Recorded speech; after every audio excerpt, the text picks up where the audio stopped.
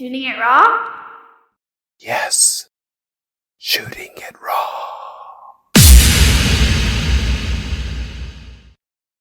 Okay, so here, this photo. I like that you're sending photos of photos. So this is like a photo of. Now this one is probably a photo forward, maybe in the 80s. Yeah, it's a girl holding up a doll. With the doll wearing this red and white dress, and the girl is red and white. The doll and the girl are dressed totally similar. I mean, I think that's a doll dressed similarly, if not the same. No, yeah, it's like the girl has these earmuff things that look like floppy ears, and she's holding this doll that has floppy ears. It's outside, and it's got like this sort of this feeling of the 80s, early 80s, late 70s. Okay, does it? Because it's 1968, folks. Ah, there we go. And it is a party where I am supposed to dress up like my doll. Nice. It is taken in Piedmont, California. And the reason that I chose this photo is because when I remember the exact moment the photo was snapped, I was clutching this doll and I have this smile on my face like, you know what? I don't really have time for doll parties right now. I'm managing an alcoholic. When am I going to see my mother again? Oh, shit. I wanted to laugh and cry when I saw this photo. Mm-hmm. First, I laughed. So how old were you at the time? So I was 8 years old in this photo. Right. And so this is some kind of Raggedy Ann doll or something. I was living with some friends of the family while my mother was drying out in a sanitarium. Holy The people, shit. and they called it sanitariums back then. I think it's a horrible word, but that's what they called it back then. They have them in Hong Kong. Oh, they do. Do they still call them sanitariums? Not rehab, but is that what they call them? No. This is like I think it's like a private hospital, and it is. Somebody will make fun of me because actually the sanatorium or something. So it's very close. We Maybe can it's a handle British it if thing. people make fun of us. We don't care. Yeah, we don't care. But okay. So what, Katie? Like that's so. I know. You're such a you're a bright, buoyant person. That's how I'm experiencing your energy now. And then you show me this photo, and it's got so much like weight. This had so much history in it. So she attempted suicide and tried to get me involved in it. She wanted me to go out into our backyard and get a hose and attach it to the back of the car. And I didn't want to do it.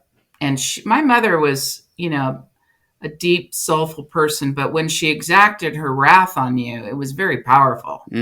So she commanded me to go out into our dark little yard and find a hose, and I wanted to know.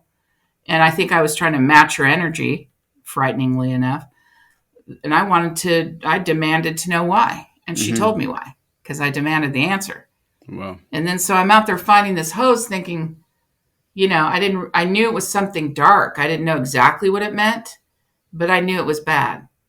So I find the hose and I curl it up next to her car, and she hugs me goodbye. And she tells me, wait 1 hour and call my grandparents. And she leaves in the car, and I panic. She locks me inside our little cottage that we were living in. I think we were living in the Oakland Hills. And the first thing I did was call my grandparents. I don't even think 2 minutes passed. And I remember my hands just shaking. I'm this little kid. And at that point, I think I was 7.5, 8 years old, because this photo was taken months after that happened. And so it's so surreal to me. Like we were doing this in a movie, it would just be like, how surreal that I went from this little cottage with this mother who wanted to involve her child in a suicide attempt. And now suddenly I'm in Piedmont, California, ladies and gentlemen. And I'm at a doll party, and I'm dressing up like my doll. And you can see in it that there's this sort of like forced smile. But I'm trying to fit into this like groovy, like McMansion life in Piedmont. Piedmont's a very affluent area in the Oakland Hills. And I just looked at this and went, this little girl had already seen so much that what it says to me is, listen, nice party, But when's mom coming home? Mm-hmm. I've got to get her under control, and we've got to get back to our love story. It Wow. was just her and Wow. I. So it Yeah. was just, we were our own little like camp. And when I look at this, I still feel the moment this picture was taken, I still feel it in my heart. Mm-hmm. Mm-hmm. It's like just like a stamp in my heart. And then, so 3 months later, I think, so around that time, you know how time is weird for kids. Yep. We don't really know, but I estimate it's about 3 months. And so I lived with this great family. They had 3 boys. They were awesome. We played games. We ran through this McMansion. We were crazy, wild children. And we had a lovely time. I mean, I had a great time. This was a good experience for me Mm-hmm. to live with this family. It was probably exactly what I needed. But I'm telling you, this love that I had for my mother was so strong. It kept me in a cult religion for 20 years, Mm-hmm. from the Mm-hmm. moment that she died all the way to my 30th birthday. And Wow. so when I look at this, I remember thinking, this is great, but I want my mom. That's Yeah. what I want. Yeah.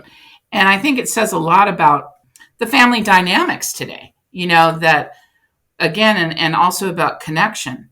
But one of the most tragic things I think about, Jehovah's Witnesses is that if you don't want to be in their religion, you're banned and you are disfellowshipped and you are forbidden to talk to your family.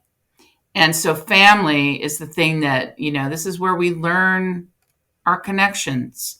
This is where Mm-hmm. we learn how to love, even if it's dysfunctional. This Mm-hmm. is where we connect to one another in a very basic way because we know, this is our tribe, these are our people. And so I look at this and it's heart-wrenching, but at the same time, I kind of want to laugh because I remember just like squeezing this doll, like, let's I get love out you of this so party. much. Like, yeah. Like it was just like, wow, what a party. And then I laugh because sometimes I'm like that today, that my book, the dedication page says, for the truth seekers and the misfits. And in this photo, I'm a bit of a misfit Mm-hmm. and still Mm-hmm. am. Mm-hmm. I want the love, but I'm a little bit of a misfit. You're a So lot of a you're a lot of a misfit. And I say that thanks a as a lot. big. I Are you say that saying as you're not going to take me to a party? I say that I say that I say with a compliment, with a lot of love. You're a total freak. Come No. on, I'm flying my freak flag. Yeah, Okay, so let's just shift gears a little bit sure. into because I get a lot of artists and authors because Yes, that have that affinity. So and I think. you're good at it, so that's great. Oh, thanks. I think what so writing as therapy, as therapeutic, is important because it helps you kind of wrap your thoughts around an experience or an event, so you can be like, oh, okay, how do I process this? And then from that point forward, in a way, at your best moment, this is how you put it. And then that kind of becomes the track of your memory and everything.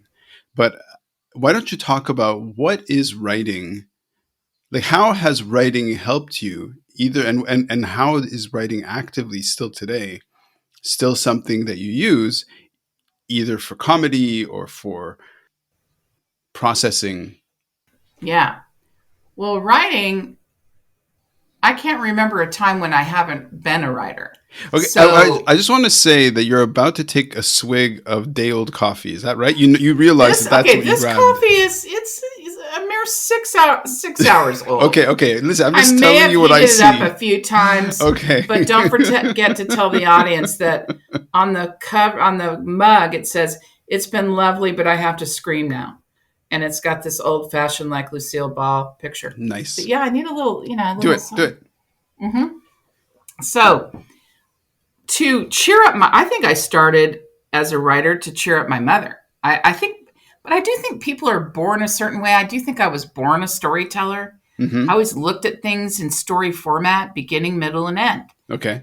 And I used to write little books for my mother and, do these rudimentary, horrible artist renderings. And I'm not a good artist to this day.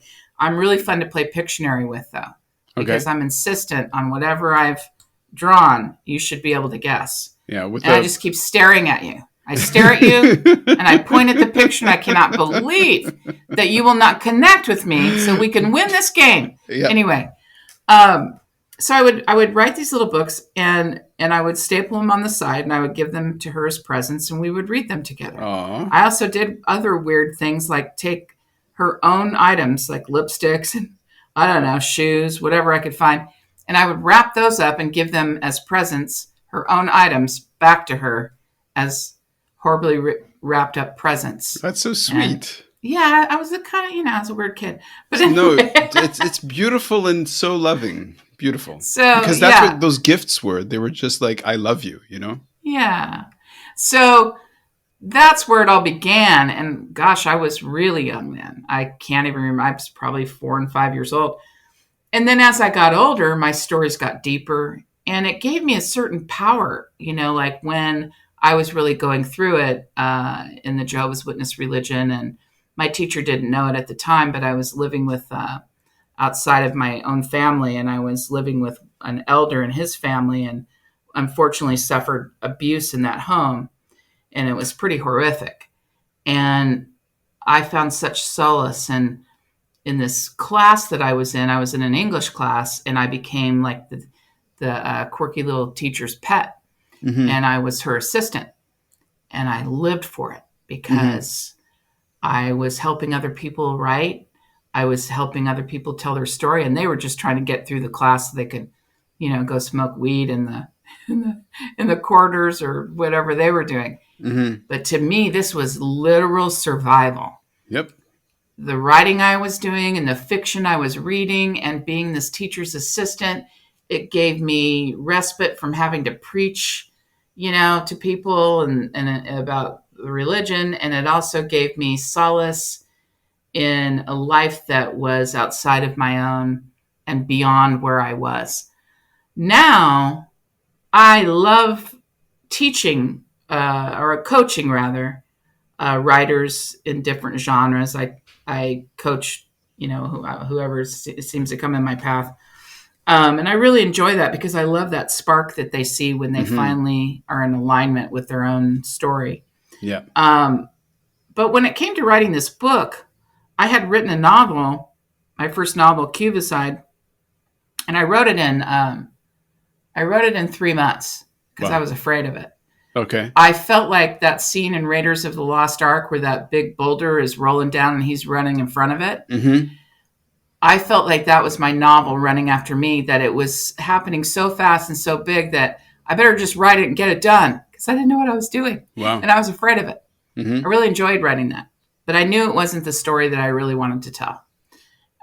So that was a fun story about me when I was in sales and trying to find my creative path when I was kind of stuck in corporate America and hating it. I was working at the LA Times as a salesperson, and I really wanted to be a writer. So I started submitting my writing to the LA Times, and finally an editor, said, hey, yeah, we want to publish some of your pieces. And so I started writing for them as well. But so I wrote it during that time where I felt like this, creative split where it was corporate America on one side and like the creative writer on the other side. But I posed it as a musician because that's another love of mine. So They say your first novel is very autobiographical, which made sense.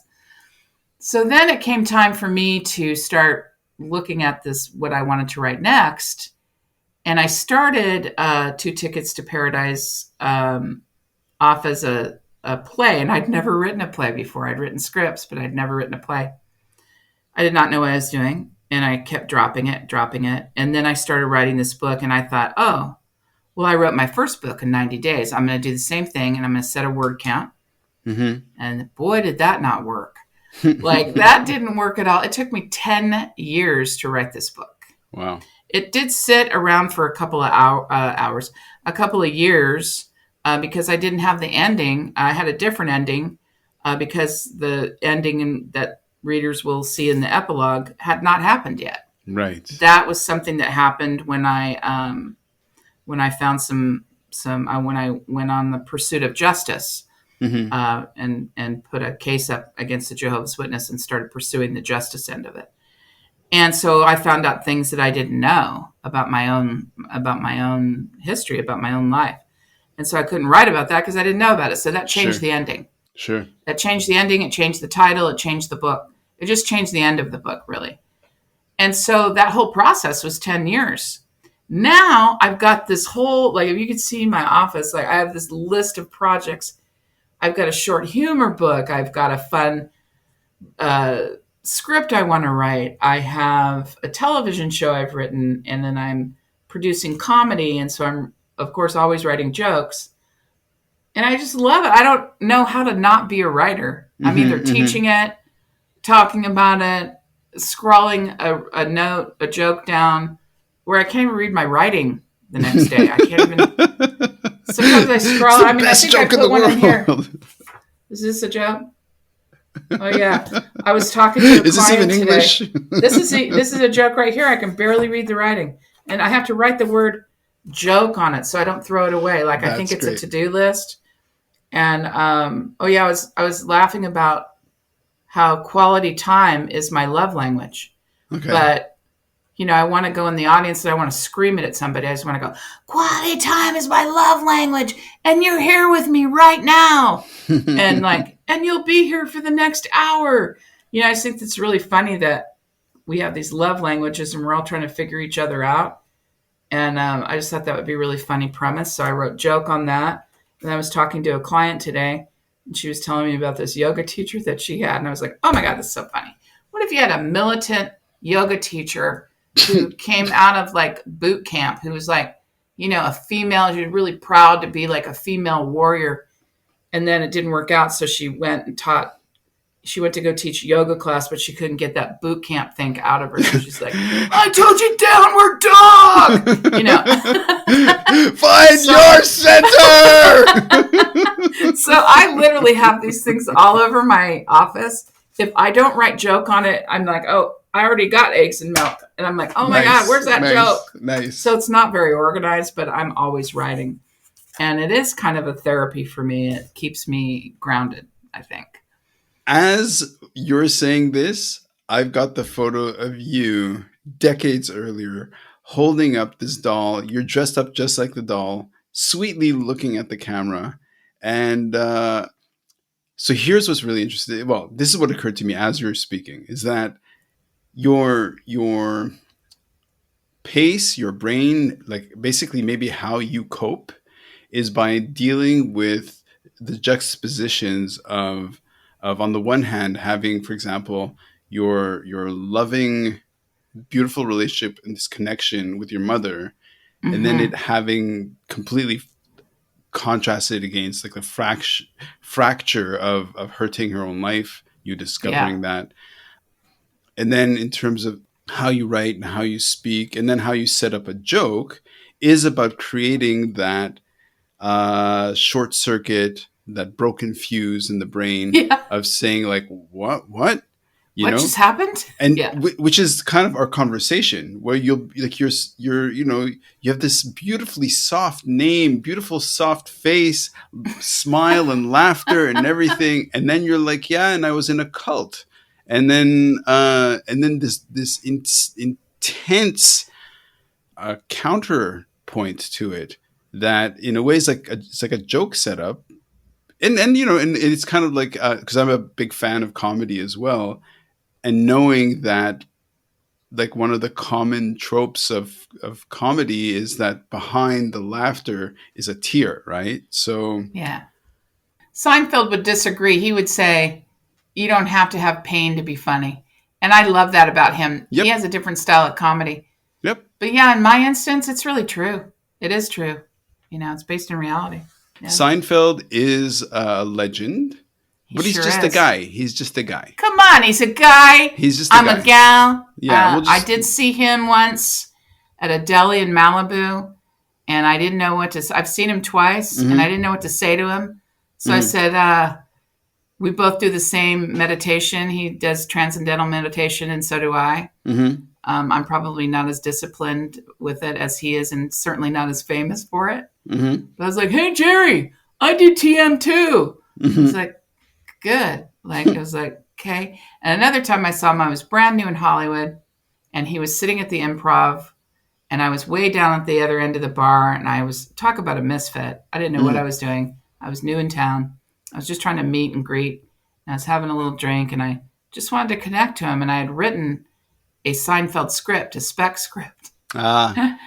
And I just kind of leaned back in my chair past everyone, and about 7 people down the bar, like, good thing I have a booming voice, because I yell at him, "Hey, Jerry, I wrote you a script." He's like, and there's like this awkward, silence. You do not do that in Hollywood. So stupid. And I go, he just goes, "Great." So he leans back. He goes, "Great," with that timing and that smile, "Great."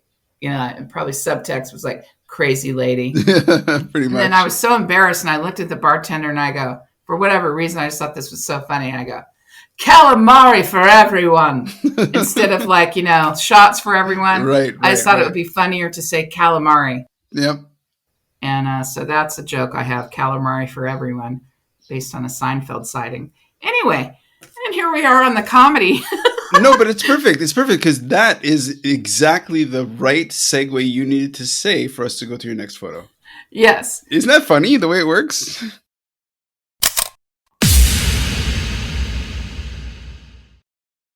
So is life really a gift? Really?